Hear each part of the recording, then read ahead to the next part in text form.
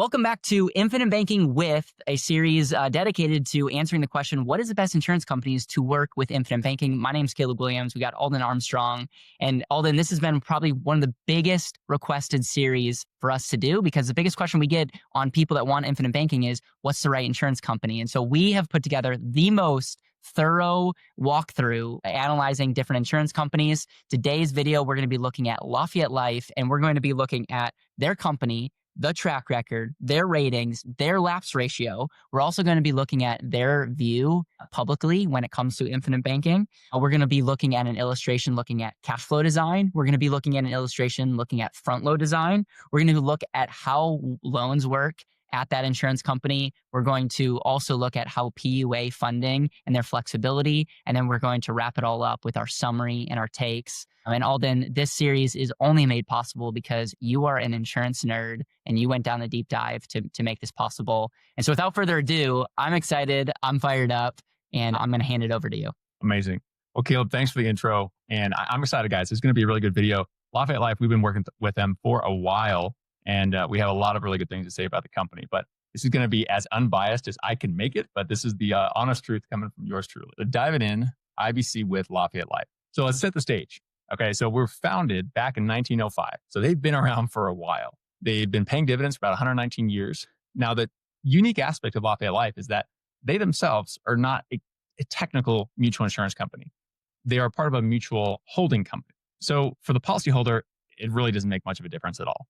There are some out there that say like, oh, well, mutual holding companies are worse because it's a sign that they may demutualize. I don't buy into that. There's some other history involved here, but we don't have to go deep. The moral of the story is to understand that Lafayette Life has been dedicated to mutuality since 1905. Now, in 2005, they switched from a mutual company to a mutual holding company.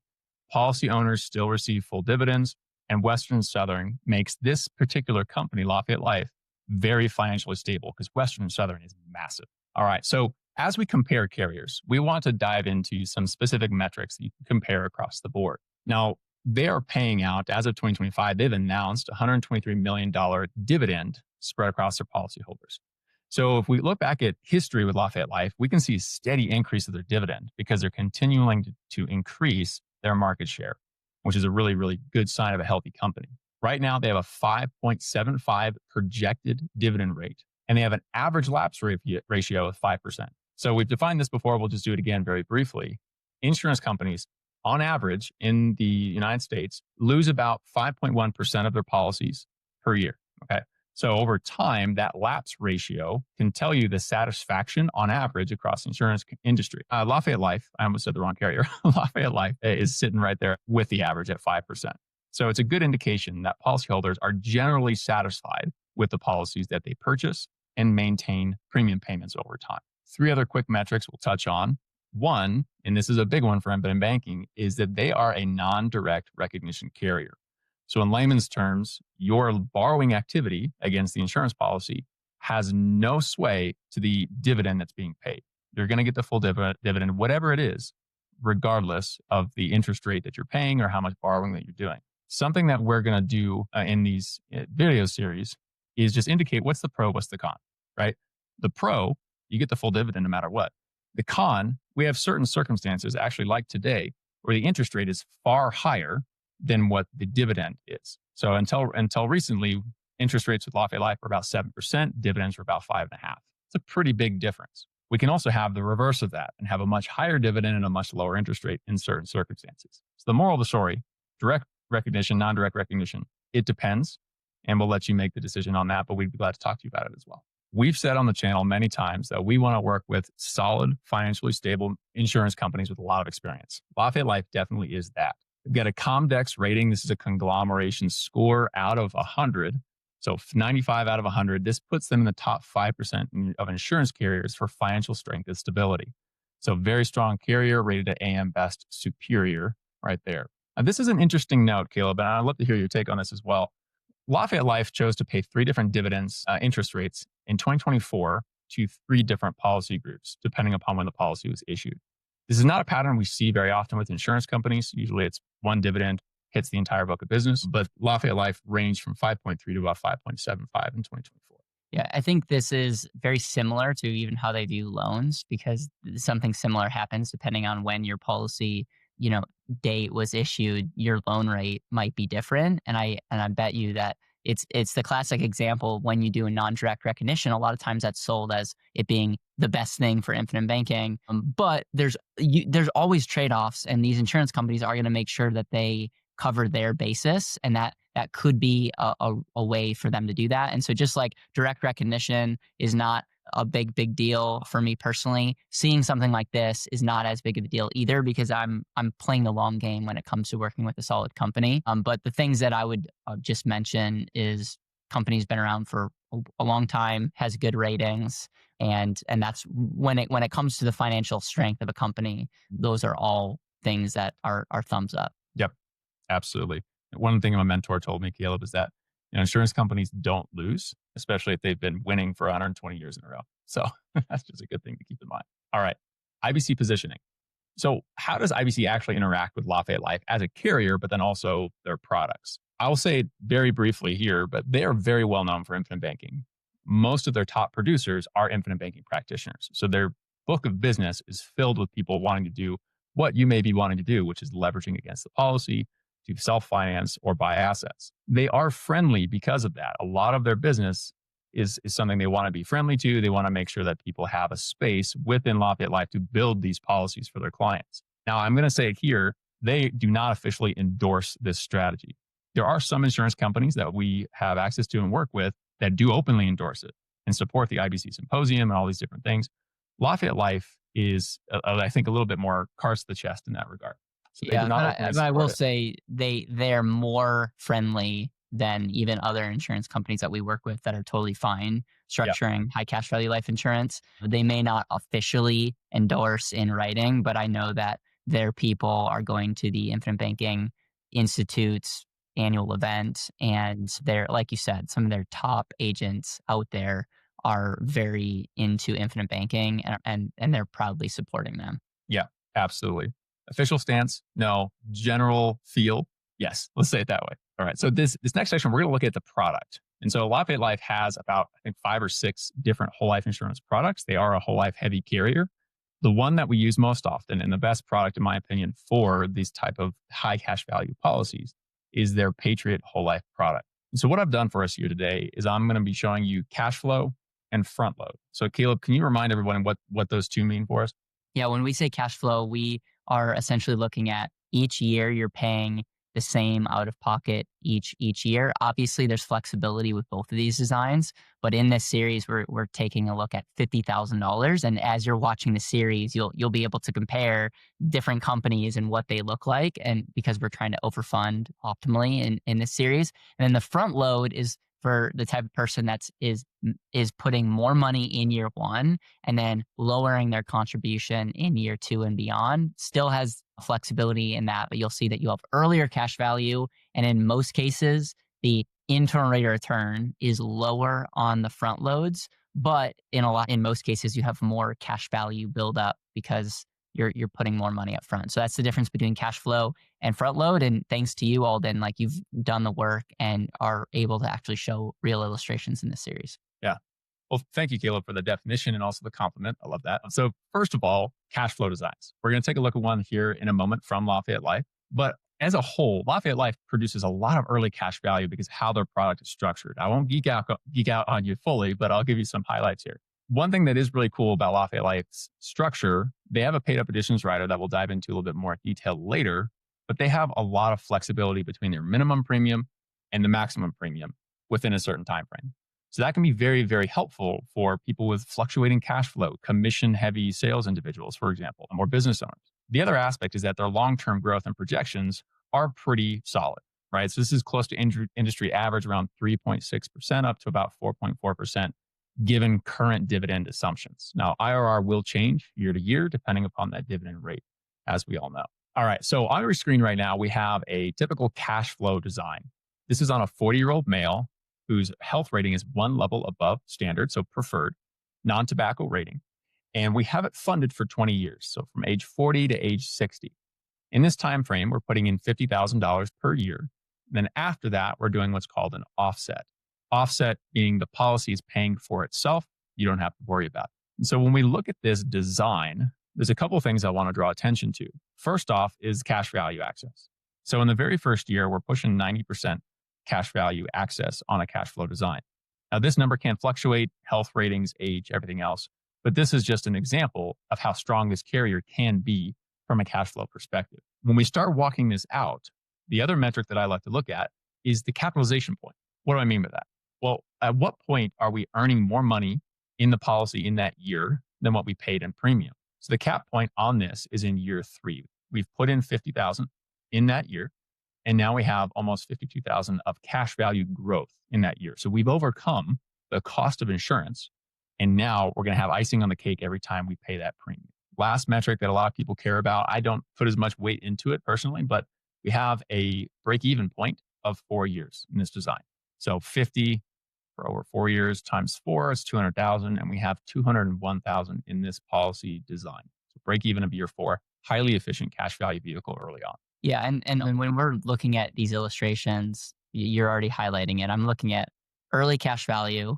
I'm looking at the initial death benefit, which is somewhat low. I mean, that's a 777,000, but you can see that it's rapidly increasing. And then, yeah, I'm looking at the break even. Personally, I like that, not because the break even matters that much unless you're going to cancel, which you do not want to do that. It just shows you if you had a break even at year 12 versus year 4, it just shows you right. How much more potentially efficient this policy could be from a cash growth rate. But then I'm also looking out, if we look out over 20 years, you're able to see that the cash value of $1.5 million with a death benefit of $3 million. And then like in this series, not to say that we do this with all of our clients, but to stay as accurate as possible, we're not paying any premiums after year 20 just to keep it consistent. But I will also say that, do I see this right? That the minimum premium in this case is only $5,000? Almost. So what you're seeing is the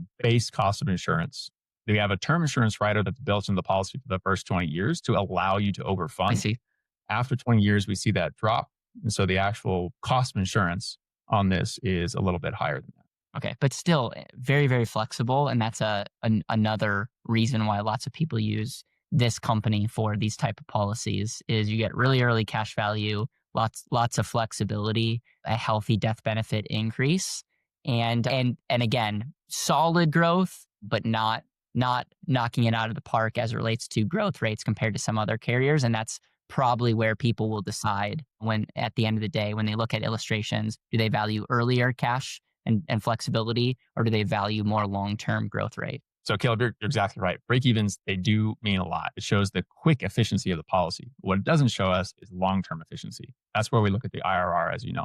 So this is pushing about 3.6 to about 4.4 with current dividend assumptions. Now, something you mentioned earlier is when we do front-loaded insurance policies, that IRR is going to drop, sometimes significantly, sometimes just mildly. Why is that? The reason is because we have to buy more insurance to justify the amount of premium you want to pay in the first year. And so when we're doing a front-loaded strategy with Whole Life here at Lafayette, we're getting slightly higher cash value. We can get this 85 to 93% cash value in year 1, depending upon ratings and age, everything else. And then with this type of strategy, this is my opinion, but we typically recommend a 7-year time frame at minimum, and then out to basically where the term insurance rider drops off. From that point, because the term's on there, you can fund it at a high level. Once the term drops off, you kind of lose some of that ability and it becomes less efficient overall to keep funding it. Yeah, when it comes to front load, these are something that, I won't give us too much credit, but I think us making content around this has made this strategy a lot more popular. I know firsthand some big time producers that we showed this and taught them. It's great for people that are sitting on capital, that see the benefit of insurance, but don't necessarily want to outlay that much capital each year. And so they can kind of get the best of both worlds. You can see that the internal rate of return is lower, but the argument against that is you're getting more money compounding faster. And so you actually will have more cash value and a greater death benefit long term. And so it goes back to even what Nelson says, it's not all about rates, it's about volume. And this is a way to just get more volume of money growing for you.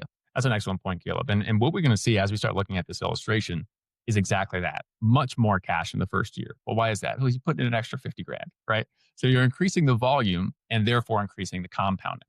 But the internal rate of return is averaging the entire contract. And because the costs are higher, the average of growth based on your inputs is decreasing. So some metrics that we'll look at here, same as the last illustration I pulled up, is high early cash value, about almost Almost 94%. 94%, which is kind of dumb to think about. Just like that policies could be that efficient. Yep. Yep. And the death benefit, if you were paying attention last time, was just above 700,000. Now we've effectively doubled that.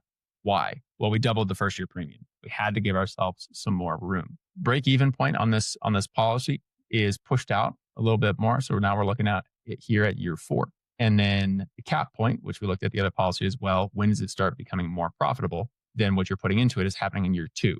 So we brought that closer to the first year because we put so much extra capital, so much extra value, and able to become efficient in that regard quite quickly. You nailed it. And then obviously you look at in year 20 and you see the cash value numbers and death benefit numbers, and you just have more money, but shocker, because you funded with more money as well. Right. It's a very good point.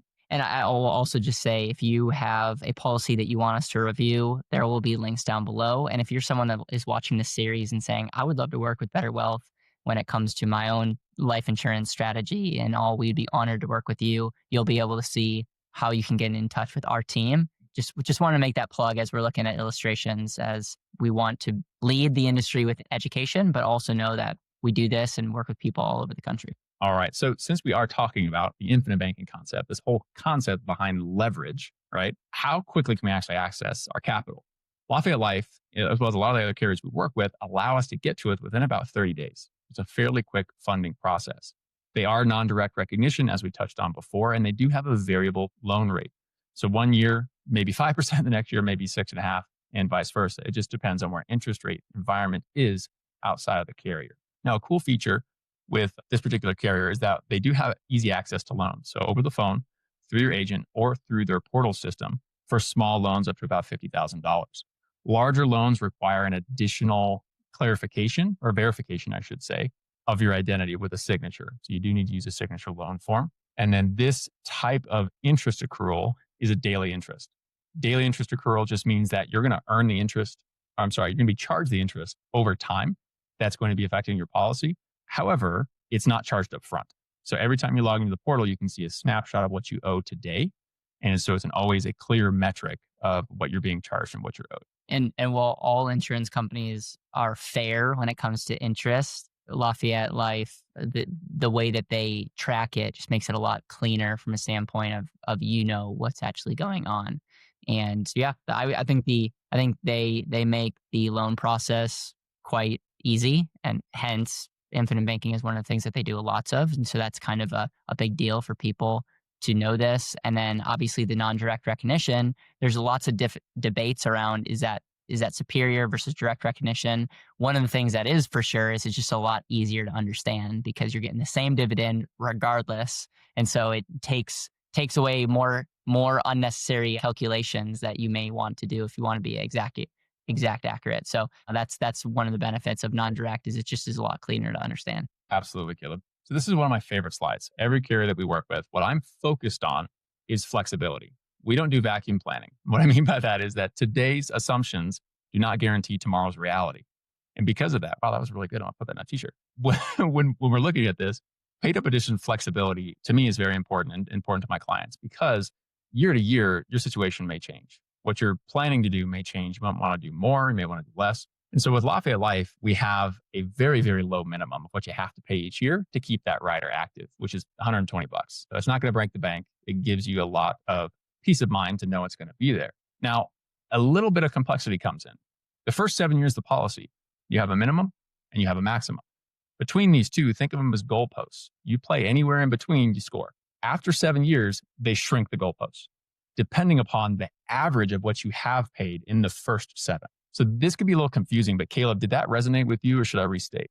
Yeah, no, what I see, this is first 7 years, as long as you're paying the 120, you can put as much or as little in. And then after year 7, they're taking the average number of what you paid in PUA and then adjusting it ongoing. And so if you max funded each year for 7 years, it's my understanding that you'll be able to keep max funding to that level. But let's say your average was 50%. Well, then it sounds like after year 7, your ability to overfund is limited to 50% of the initial PUA. Yep, you got it.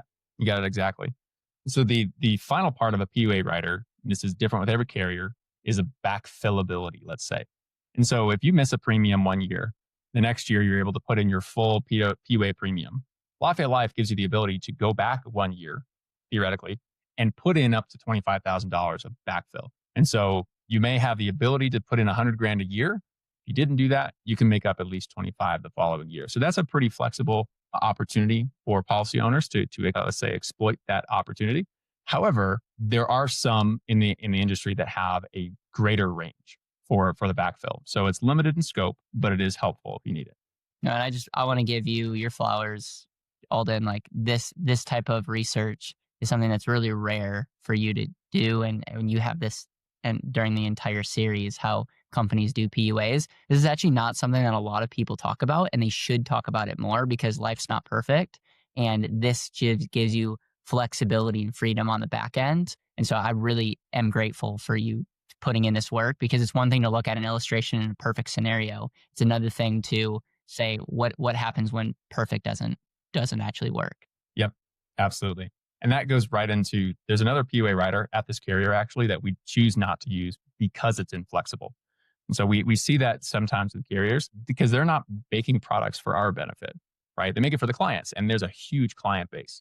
So we need to pay attention to these as agents for sure. So a couple things that are just helpful to know about Lafayette Life is that they are really specialized in whole life insurance. They do term, they do whole life, they do annuities. That's it. And so for them, whole life is their bread and butter, which for a lot of people gives them some degree of confidence. Another thing to know, as I mentioned earlier, they do at times segment their dividends.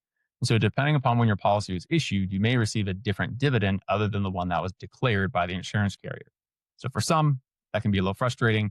We haven't done a deep dive on this as to why or ask the insurance carrier themselves, but it's something we don't currently see with other insurance carriers. And then last thing, I'm sorry, if you live in the state of New York, you can't work with Lafayette Life. So this is just something that is a unfortunate reality. The state of New York is difficult to do insurance in, and some companies just choose not to deal with the paperwork. These last 2 slides, we're going to look at the advantages and the disadvantages, or the considerations, let's say. So the advantages of Lafayette Life are they have very strong financial backing. So the concept of them going bankrupt, for example, is like not even possible. Technically, it might be, but you get my point.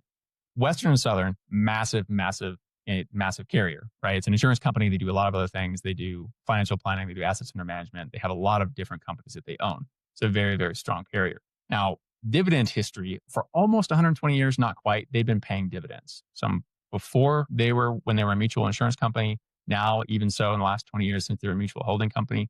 So I think we have a lot of confidence there. A big one for this carrier is the strong early cash value, as we just saw in those illustrations. Strong early cash value is where Lafayette Life excels. They are also IBC aware, meaning their underwriting at Lafayette Life is very familiar with IBC style policies and the idea of putting perhaps large sums of capital into an insurance policy to then use for other expenses such as vehicles for self-financing or buying a piece of real estate on the asset side. Last thing I'll mention as an advantage is very flexible early paid up additions. There is that 7-year horizon we talked about. That can be a limitation, but between that minimum and max, you got a lot of flexibility year to year to take advantage of that, which is great. So Caleb knows I try to be nice at all times, but I need to tell the truth as well. So some things with Lafayette Life, I have some concerns about, and we need to just let our customers know about. And so because of the growth, the drastic growth of Lafayette Life within really the last 5 years, customer service and underwriting has taken a little bit of a hit. And now we know Lafayette Life, we know the administration, they're actively trying to solve this problem. And I love that they're transparent with us about that. Another consideration would be they have highly conservative underwriting. We've been in experiences before where we get a standard rating at Lafayette Life and a preferred plus or ultra rating at another carrier. It's kind of hard to explain to a client as to why. So in general, we see conservative underwriting as a consideration for this carrier. Backfillability. Considerations with this carrier, it's there, it's limited. Some carriers do it better. So that's something to keep in mind. Another thing is if you're a producer or a client, right, who has the ability to fund a lot of premium, you're looking at very large policies, Life may not be the best option because they have some limitations on the amount of capital you can put into a policy per year for paid up additions. Two other things to note. On average, they require ECGs, so stickers on your chest, your arms, and your legs, more often than other carriers. Their underwriting requirements for that kicks in much sooner. And then finally, they are still unable to write in the state of New York. Yeah, I would just say that a lot of it comes down to, you could see this as a positive because as a mutual carrier, you want to make sure that they're really, really solid. So the other argument, if I'm playing devil's advocate, is, hey, some companies are a lot easier in underwriting. That might be good for you, but it might be bad for the whole policyholders that are all grouping together. But it has in times been frustrating. And I will say that while they're very aware of the customer service, because they have lots of people that are doing IBC style policies, that's a blessing and a curse. Also playing devil's advocate.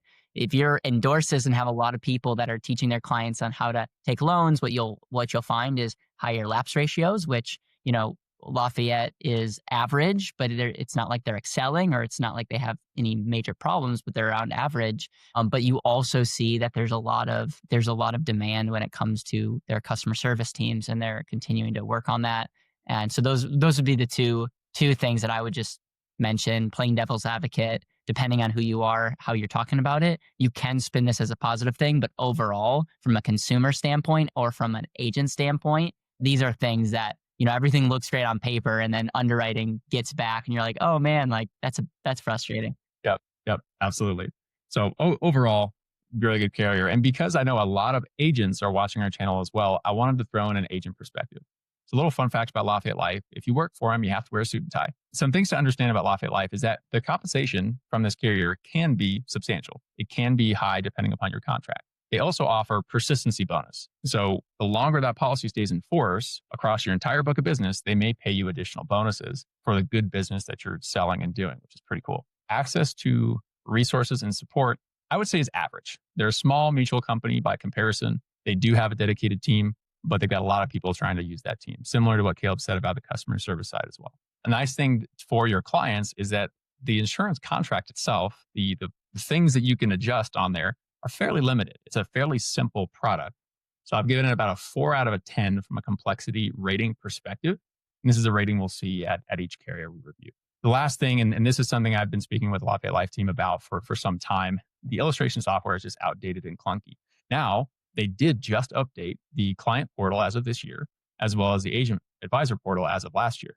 So that's phenomenal. The illustration software, it breaks, it's clunky, and sometimes just decides to shut down for looking at it wrong, which is kind of frustrating. But the contract and the policy are still very, very sound. So when you're looking at this, should I write with Lafayette Life? Should I not? I think it's a positive yes, in my opinion. Just understand that there are some things that they're still working on. And I just want to clarify something you mentioned about suit and tie. You have to wear a suit and tie if you work for actual Western Southern Lafayette Life. As an agent or as an advisor that's contracted with them, they don't require us to wear a suit. And people might be thinking, half of the videos Caleb shoots is in a t-shirt. How does that work? That's how that works. But yes, thank you for that overview. So guys, in conclusion, Lafayette Life. So they do remain a carrier of choice for us when it comes to the infinite banking concept, building these types of policies. They are very strong early cash value as compared to some of the competition, and they are friendly from an underwriting perspective to these style of policies. That does come with trade-offs, right? Agent support, underwriting in general from a conservative standpoint, and then customer service can be a concern. And so one thing I'll say until I'm blue in the face is that the product and its design and your understanding of that product are more important. They matter most than what carrier you choose when it comes to top mutuals. And so Lafayette Life, this gives a stamp of approval from us. We do really appreciate working with this company, and we look forward to doing a lot more business with them. Yeah, and one of the things that was not a part of this presentation that I'll just also add is there's pros and cons of working with big companies versus small companies. And in our series, we're going to be covering both. One of the things that is beneficial about Lafayette Life is them being more on the smaller side makes them more accessible. So while someone might be able to say, well, they're smaller than these big companies, and it's almost like a contest on who's paying greater dividends.